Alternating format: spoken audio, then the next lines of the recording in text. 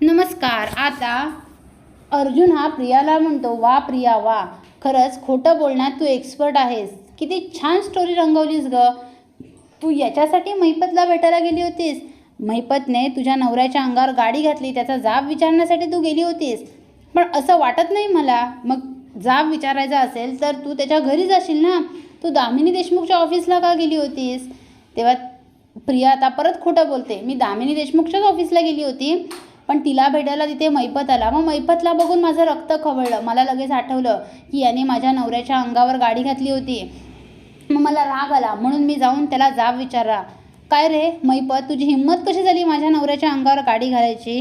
मी त्याला खूप काही बोलली. तेव्हा अर्जुन म्हणतो, हो का, अजून एक खोटं. अगं किती खोटं बोलणार आहेस तू? असं वाटत नव्हतं तू जाब विचारत होती. छानपैकी तुम्ही दोघं गप्पा मारत होतात. तेव्हा आता अश्विन म्हणतो, बास हा दादा बास. प्रत्येक ठिकाणी तुझ्या कोर्ट कचेऱ्या तू घेऊ नकोस. प्रत्येक वेळा तू माझ्या बायकोवर असा संशय घेऊ नकोस. अरे ती माझ्या काळजीपोटी त्या महिपतला जाब विचारायला गेलेली आणि तू काय असा बोलतोस? बास हा दादा आता बास. एक सुद्धा शब्द जर तू माझ्या बायकोच्या विरोधात काढलास ना तर बघ. तेव्हा अर्जुन अश्विनवर धावून येतो आणि म्हणतो, काय करणार काय आहेस? मारणार आहेस मला? मोठ्या भावावर हात उचलणार आहेस? मार ना मग मार, बघू दे मला तुझी हिंमत. बायकोसाठी मोठ्या भावावर हात उचलतोस काय? तेव्हा आता अश्विनसुद्धा अर्जुनवर धावून येतो आणि म्हणतो, दादा बास, आता अति होतोय हा. तू माझ्या बायकोला नको ते बोलू नकोस. अर्जुन म्हणतो, बोलणार. तुझी बायको खोटारडी आहे, विश्वासघातकी आहे. अरे सरळ सरळ आता ती खोटं बोलते. तेव्हा अश्विन म्हणतो, बास दादा, किती बोलणार आहेस तू अजून?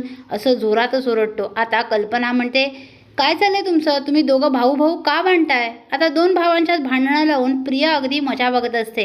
हे सायलीला समजतं. सायलीला राग येतो. सायली म्हणते, हे सगळं ना या प्रियामुळे होतंय. सोडणार नाही मी या प्रियाला. भावाभावांच्यात भांडणं लावते काय? आता सायली जाऊन अर्जुनला शांत करते आणि म्हणते, चला चला तुम्ही रूममध्ये राहू दे. ती त्यांच्या काळजीपोटी गेली होती ना महिपतला जाब विचारायला. मग जाऊ दे ना, तुम्हाला काय करायचं आहे, सोडा, जाऊ दे. आणि सायली ही अर्जुनला शांत करून रूममध्ये घेऊन जाते. आणि आता मुद्दाम सायली, अश्विन शांत हो, जाऊ दे, अश्विन सोडून दे, तू माझ्यासाठी का भांडतोस त्याच्याशी? असं मुद्दाम लाडात येऊन अश्विनशी बोलत असते. आता अश्विन नंतर फ्रेश होऊन तयार होऊन हॉस्पिटलला निघून जातो आणि अर्जुन कोर्टात निघून जातो. आणि आता सायली म्हणते, भावाभावांच्यात भांडणं लावते काय? आणि प्रिया रूममध्येच असते. सायली जाऊन बाहेरून मुद्दाम हळूच कडी लावून घेते आणि म्हणते, आता राहा दिवसभर आतमध्ये, कोण कडी खोलतंय ना तेच बघते मी आता. आणि ती कडी लावून घेते. आता प्रियाला दामिनी देशमुखला आणि महिपतला भेटायला जायचं असतं, म्हणून ती दार वाजवत असते. अरे उघडा कोणीतरी, उघडा कोणीतरी. पण कुणीही उघडत नसतं. कल्पना आणि पूर्णा जिया बाहेर गेलेल्या असतात. प्रताप हा त्याच्या कामाला गेलेला असतो. आता सायलीने प्रियाची चांगली जिरवलेली असते. प्रिया नुसती हाकावर हाका मारत असते, दार ठोठवत असते. पण विमल आणि सायली बाहेर मजा घेत असतात.